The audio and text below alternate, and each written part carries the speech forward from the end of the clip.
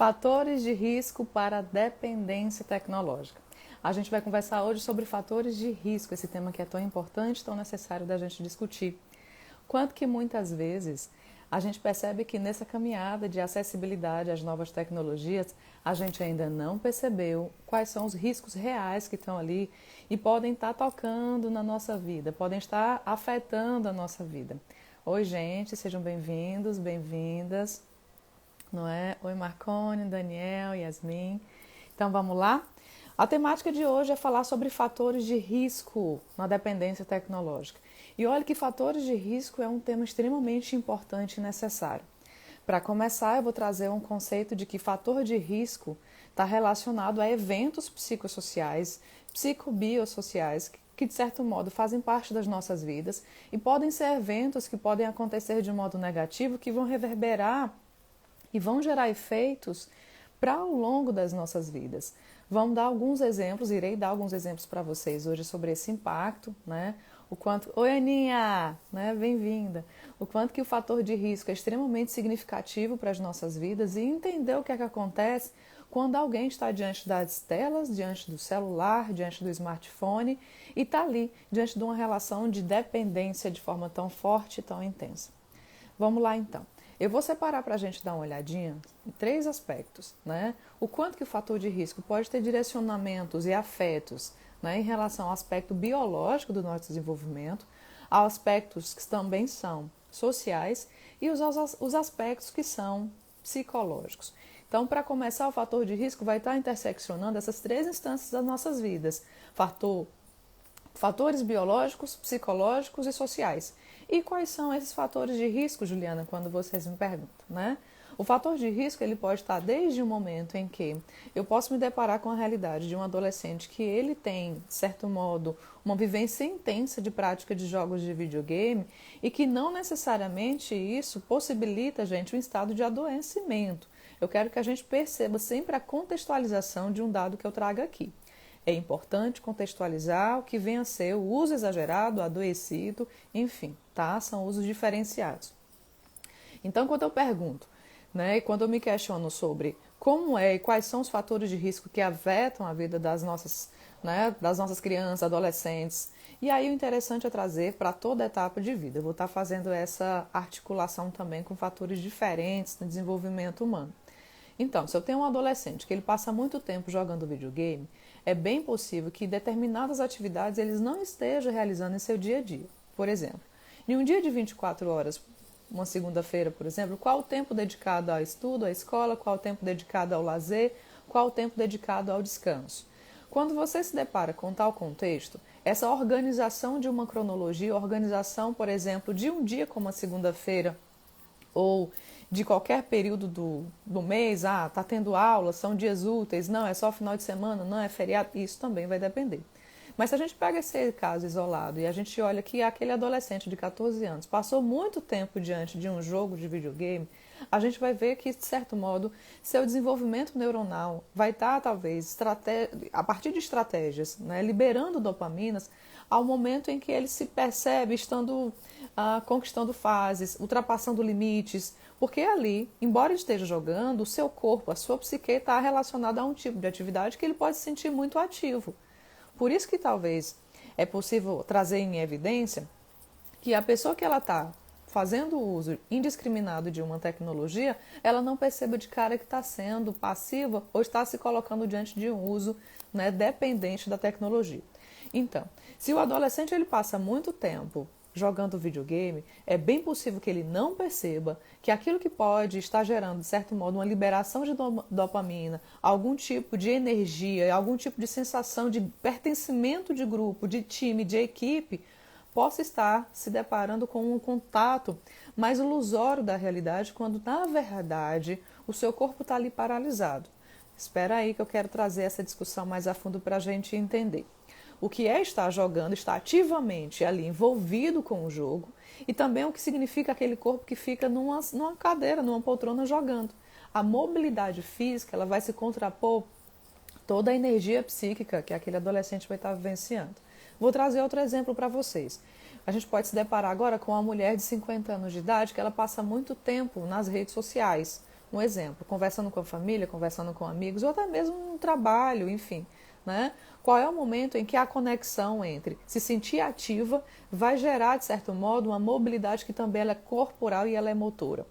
Então a gente pode perceber que há tipos de cansaço cada vez mais se desenvolvendo, não somente o cansaço físico, o cansaço mental, mas inclusive cansaços desse contraponto entre aquilo que é indiscriminado e aí o corpo ainda talvez tenha algum tipo de mobilidade ou necessidade de entrar em ação, a necessidade de fazer alguma coisa e subjetivamente esse indivíduo pode se deparar diante de um cenário muito cansativo, porque ele passou o tempo inteiro em uma atividade ou energia psíquica que contrapõe-se à realidade física biológica.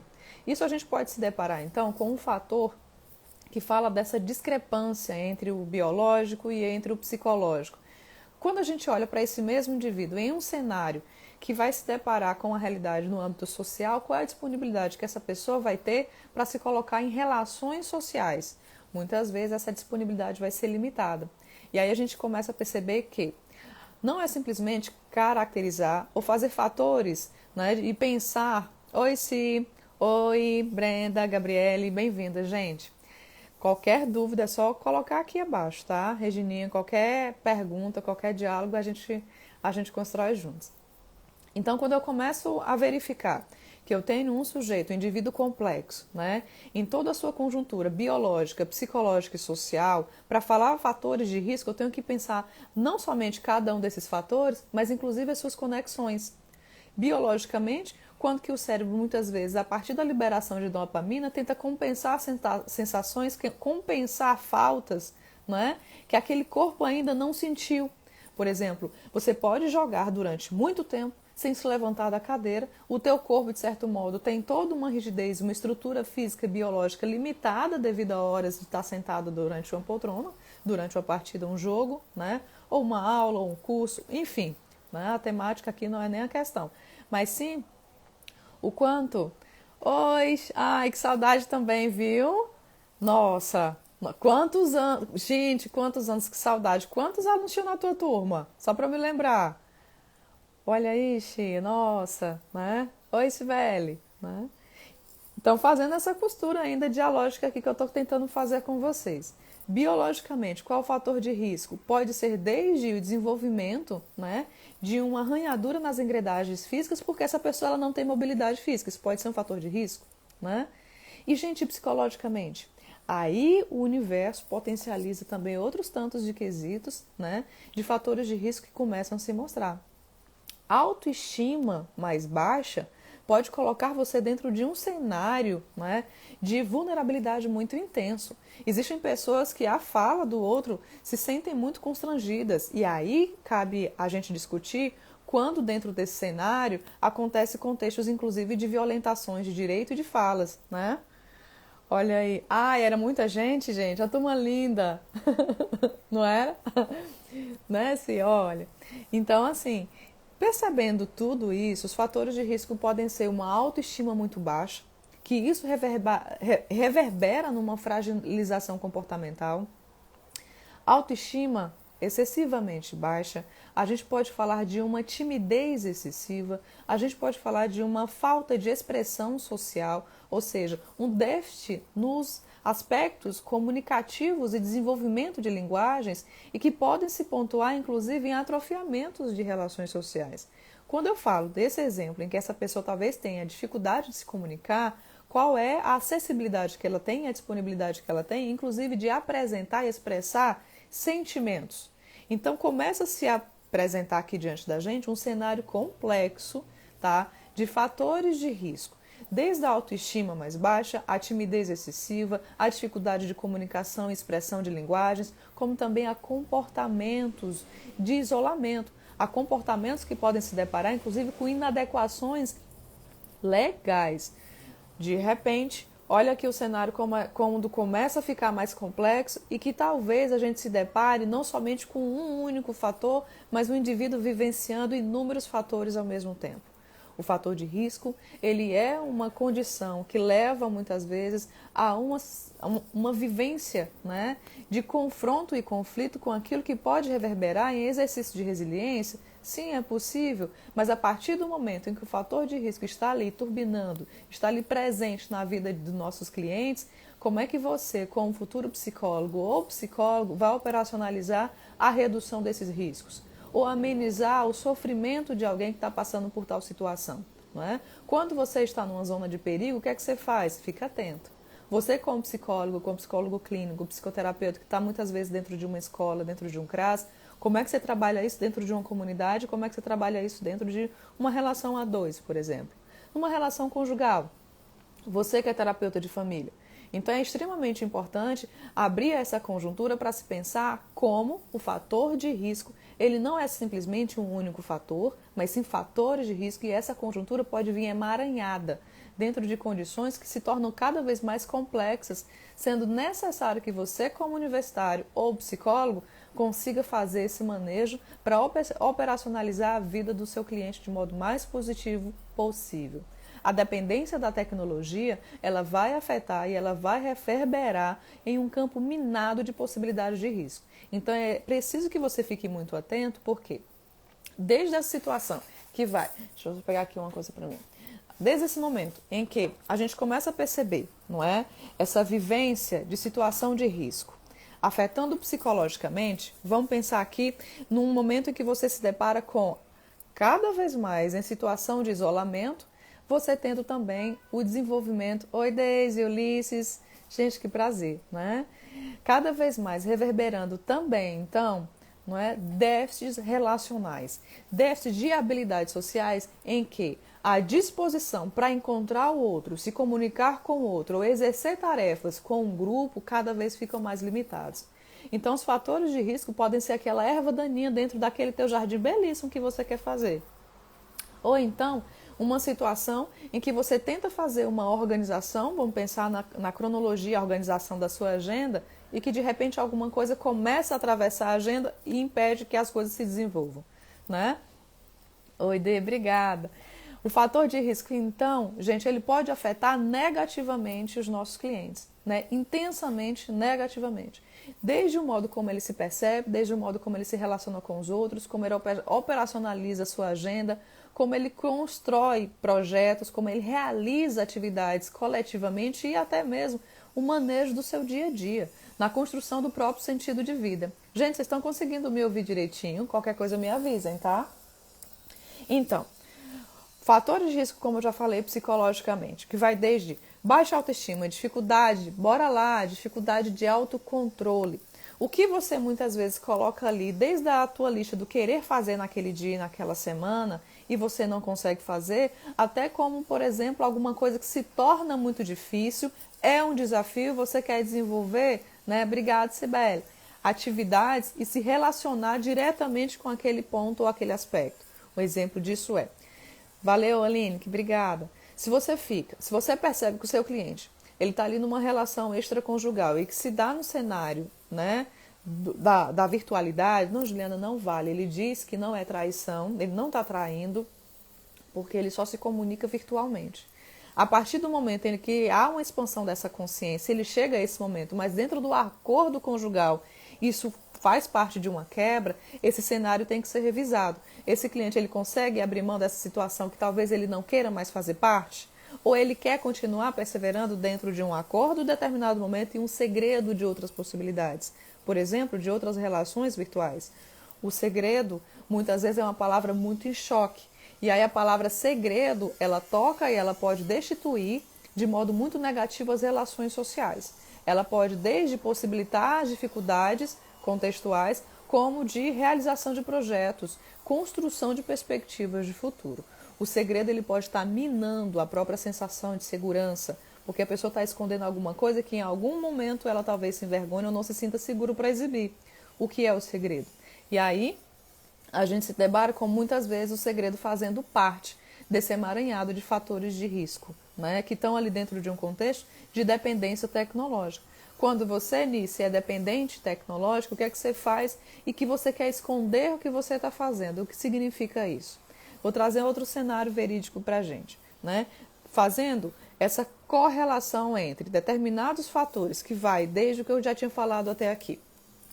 baixa autoestima, dificuldade de controle, dificuldade de desenvolvimento de comunicação e linguagem, não é? Excessiva timidez e um manejo, outro aspecto, manejo extremamente delimitado e limitado, né, das expressões dos sentimentos, você pode ter um comportamento global, de um modo generalizado, que vai estar atravessando de modo muito negativo a vida como essa pessoa está dentro da sua casa, dentro do seu ambiente de trabalho, porque às vezes quem está lá fora simplesmente diz fulano é difícil. E coloca o crachá da dificuldade da relação do outro e não simplesmente faz a abertura para acolhimento e empatia. Você, como psicólogo, é corresponsável nesse processo.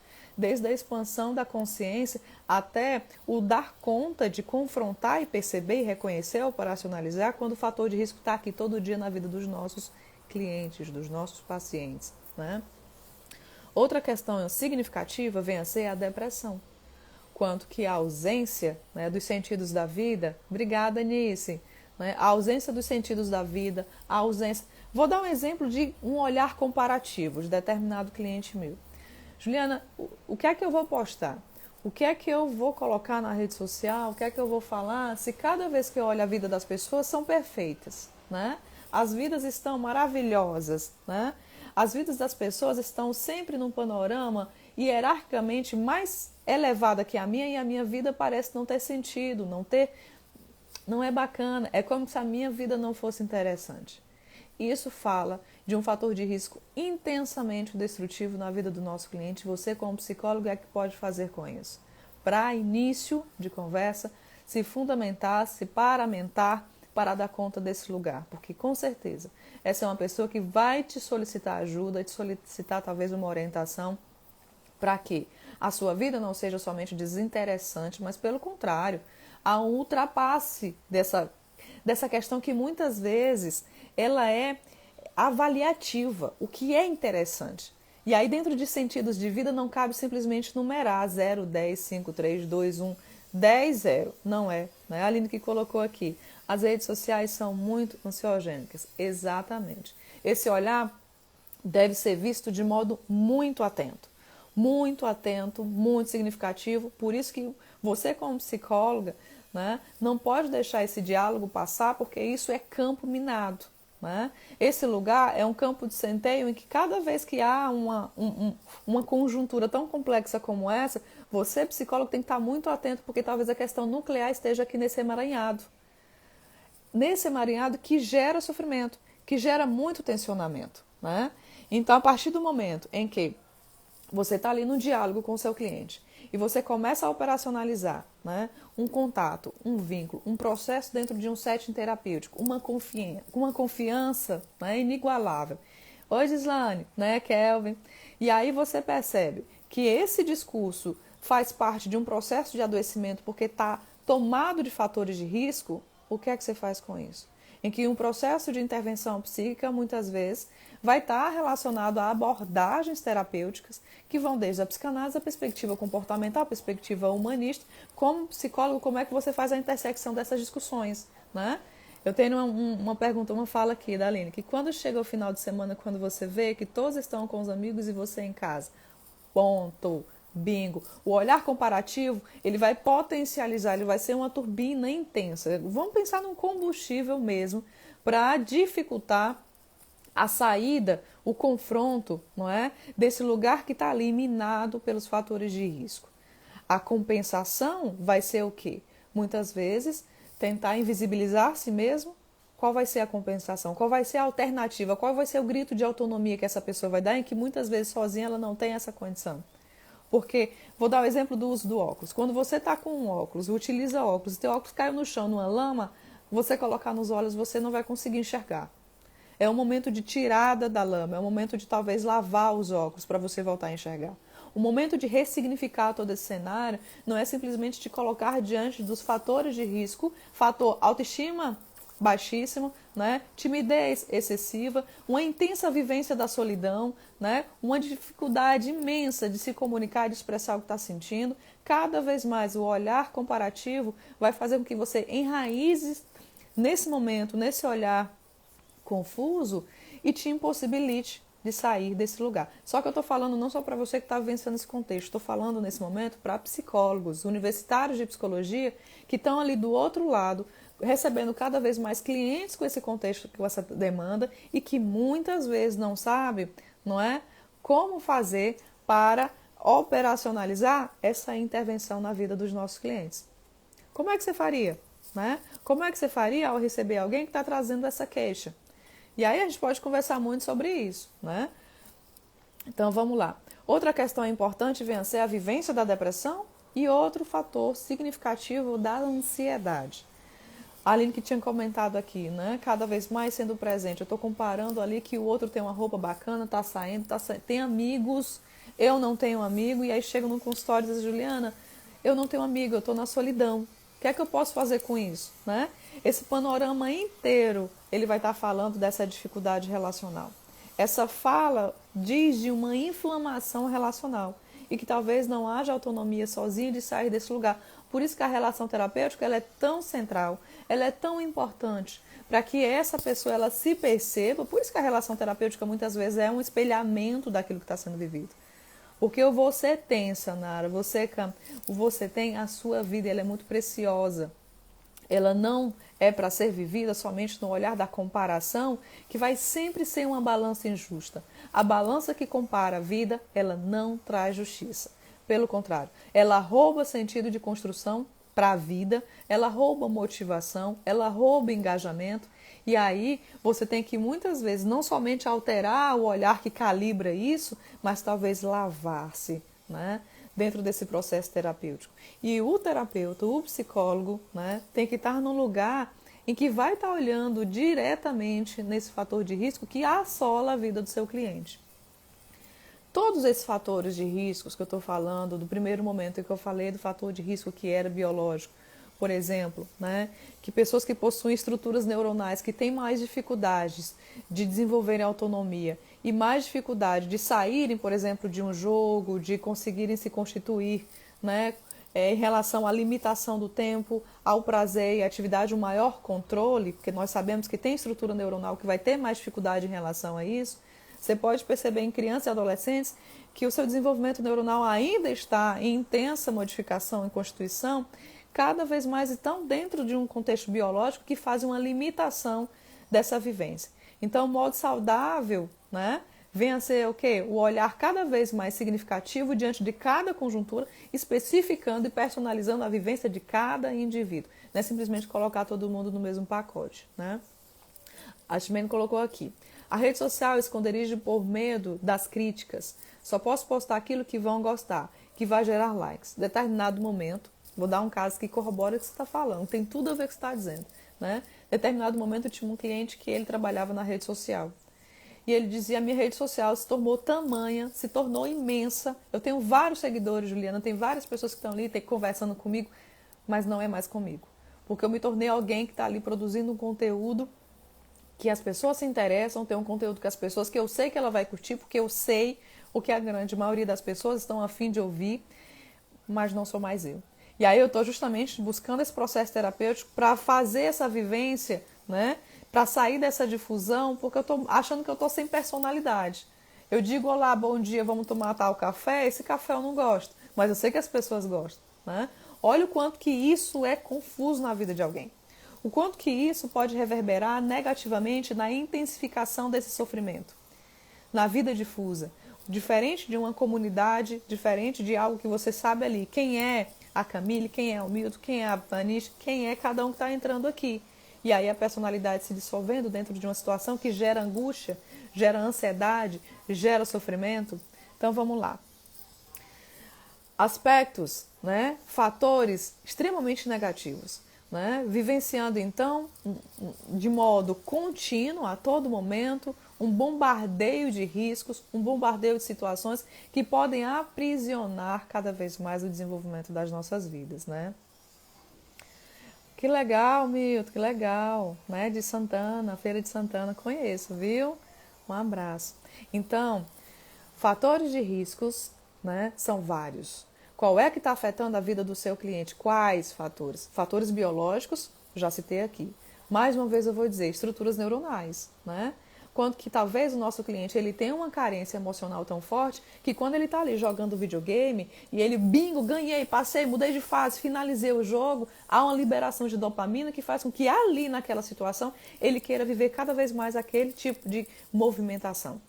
Só que aí, quando ele olha para o lado, muitas vezes está sozinho, muitas vezes não está conseguindo desempenhar nenhum tipo de vínculo relacional, e isso cada vez mais vai falando de tipos de ausência, e degringola-se, gente, num segmento de vida em que até que ponto o nosso cliente ele se sente satisfeito de modo mais completo, né, diante desse cenário que se constrói na relação com o tempo. Quando começa? Hoje, segunda-feira. Qual a tua perspectiva em relação à tua programação para a semana? Desde aquilo que você é cobrado a fazer em relação à tarefa, até aquilo que é sonho, que é desejo, que é você que está vivendo, que é você que está vivendo a sua única vida nesse momento, né? Então, fatores de riscos estão relacionados a fatores negativos e que podem reverberar em comportamentos, em sociabilidades, em processos subjetivos negativados ao longo da vida. É extremamente significativo que você, psicólogo, consiga fazer o manejo da relação com o fator de risco para que haja uma reversão e se transforme em uma possibilidade de ressignificação para fatores de proteção. Vamos então? Fatores biológicos, fatores psicológicos que eu trouxe como baixa autoestima. Bora lá, dificuldade de autocontrole, só conferindo aqui bem rápido para vocês. Uma impulsividade, né? Déficit de habilidades sociais, manejo de sentimentos, tá? Desagradáveis. Eu estou ali passando por uma situação de frustração e não sei como vivenciar isso, eu não sei como lidar com isso. Isso é extremamente negativo, eu explodo. Então, a explosão fala muito, né? Não de como saber lidar, mas do como não saber lidar com sentimentos negativos, com conflitos. Então, a gente vem de uma, talvez, geração ou de uma cultura em que quem grita mais alto ele é o mais forte, só que não. Muitas vezes, quem explode mais alto fala de uma inabilidade ou uma dificuldade ou de um não saber lidar com os próprios sentimentos. E muitas vezes a gente está ali, precisando reconhecer que a gente não está sabendo lidar com aquilo, né? E não é simplesmente bater na parede quando a gente está se sentindo sozinho. E nem se machucar, porque isso não gera solução. Isso, na verdade, é uma reprodução de uma perspectiva também negativada, é como se fosse risco, mais riscos, gerando situações de risco. O psicólogo ele tem que dar conta desse cenário e entender a complexidade de que quanto esses cenários de riscos, fatores de risco estão ali na vida dos nossos clientes, como eles podem ser manejados, né, para tratar uma melhor possibilidade possível a ressignificação desse cenário.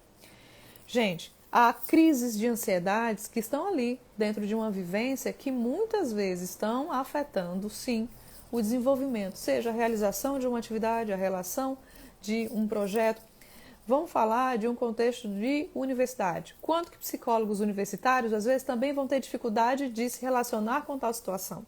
Estou fazendo inúmeras disciplinas, estou passando por dificuldades, né? Tem vários memes que falam sobre isso, do quanto a universidade afeta a saúde mental dos universitários, né? Já passei por esse cenário enquanto universitário. Hoje, como professora universitária, problematizar esse aspecto é fundamental e que cada vez mais as aulas online estão ali, né, os trabalhos diante dos cenários tecnológicos, principalmente nos cursos de psicologia. Como é que você reverbera isso? Como é que você dá um salto diante disso, né? Vou ler um comentário da Linga. Uma coisa que eu vejo que me deixa super preocupada é ver adolescentes cada vez mais jovens se expondo nas redes sociais. Até que ponto demonstrar suas vulnerabilidades nesse ambiente hostil é válido? Pronto. É uma vulnerabilidade nesse momento que quando você traz esse cenário, você está falando de várias vulnerabilidades ao mesmo tempo. Você está falando de vários fatores de risco ao mesmo tempo interseccionados. O que é a exposição na rede social? Qual é, não é, o fator e quais fatores atravessam esse estímulo, atravessam esse comportamento para você vir falar para a rede social numa zona em que se coloca diante de um cenário que te coloca em vulnerabilidade social, emocional, psicológica. Estão entendendo? Vamos trazer para cá. Quando eu trago o contexto de fator de risco, biológico, psicológico, o social, ele faz parte desse emaranhado. Porque ele vai falar de isolamento, ele vai falar de falta, inclusive, de disponibilidade para lazer. Tipos específicos de lazer, contato com a natureza, contato com outras pessoas. A pressão na escola, a pressão por desenvolver determinada tarefa, a pressão por estar ali diante de determinado cenário, tudo isso pode falar, não é, de uma vulnerabilidade. E aí,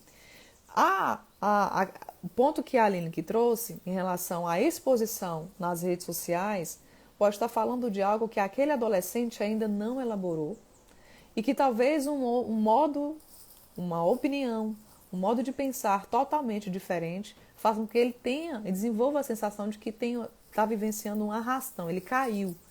Ele caiu num abismo de emoções em que ele não sabe como lidar com isso. Porque ele pode trazer uma ideia de que está mostrando alguma coisa da própria vida e vai ter um tipo de retorno. Quando o retorno se coloca, é totalmente negativo e destrutivo, isso fragiliza intensivamente a vida desse adolescente. E o adolescente talvez não tenha, né, um suporte familiar, não tenha um suporte emocional que talvez ele precise. É cada vez mais importante a gente entender que os fatores de risco estão sim diante desse cenário, que estão afetando cada vez mais as vidas dos nossos adolescentes, mas não só adolescentes, adultos, crianças, idosos também, né?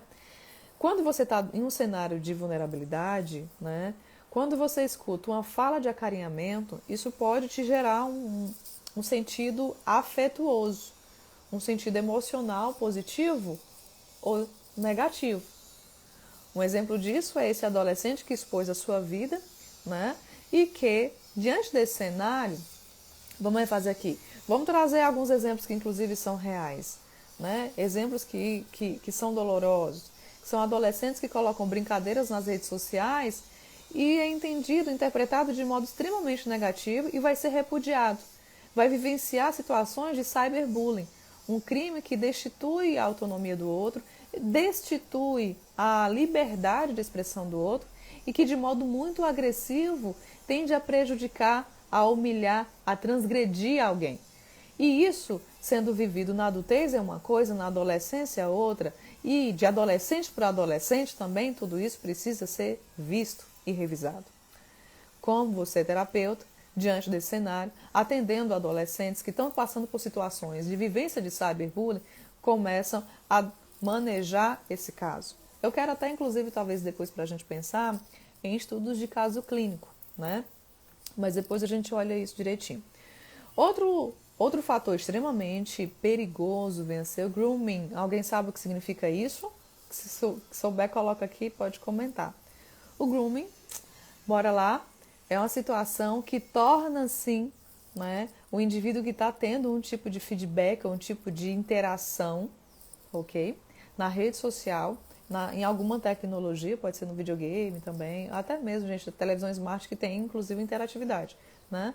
O grooming, ele vai estar entrando em um cenário de uma suposta positividade, ele se trata, né, de uma sedução, é uma sedução, é uma disposição para dar importância àquilo que é importante para você, em que eu posso até te elogiar, né? A pessoa que faz o grooming, ela está exercendo uma técnica de sedução que talvez para chegar perto de você utilize de linguagens que percebam que talvez para você seja interessante. Um exemplo disso é quando você traz o exemplo do adolescente que está expondo a própria vida, que tipo de retorno, que tipo de feedback esse adolescente quer?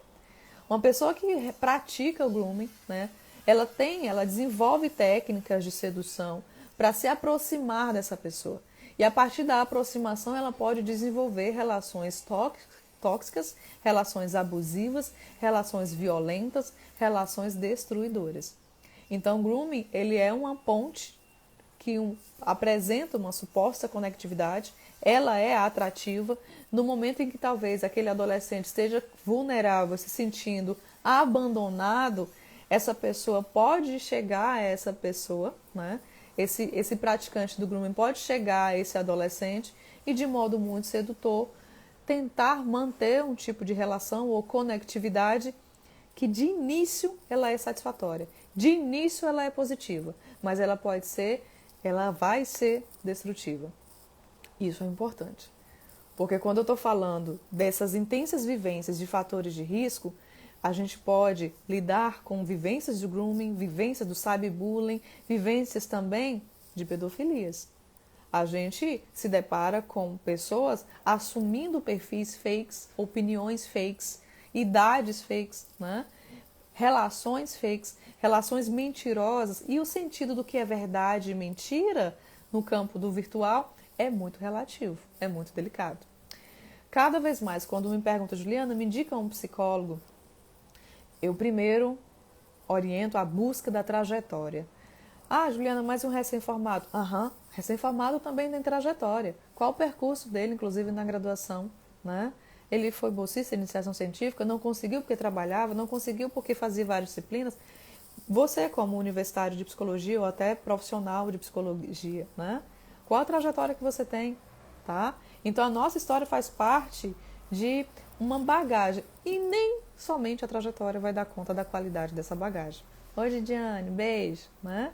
Então, fatores de riscos são múltiplos, são variados, estão ali dentro dos contextos que vulnerabilizam crianças, adolescentes, adultos e idosos também, que vão desde fatores que afetam biologicamente, psicologicamente e socialmente. E se um psicólogo, né, você que trabalha com desenvolvimento humano, não tem condição, competência para operacionalizar esse caso, corre atrás, porque você vai ser solicitado a dar suporte, a ser alguém que oriente, que esteja ali para que essa pessoa saia da situação de intenso sofrimento, porque vivenciar a situação de risco e perigo é extremamente adoecedor e delicado, e ela consiga, sim, ter suporte para atravessar esse campo minado e ressignificar essa estrutura de desorganização, não é?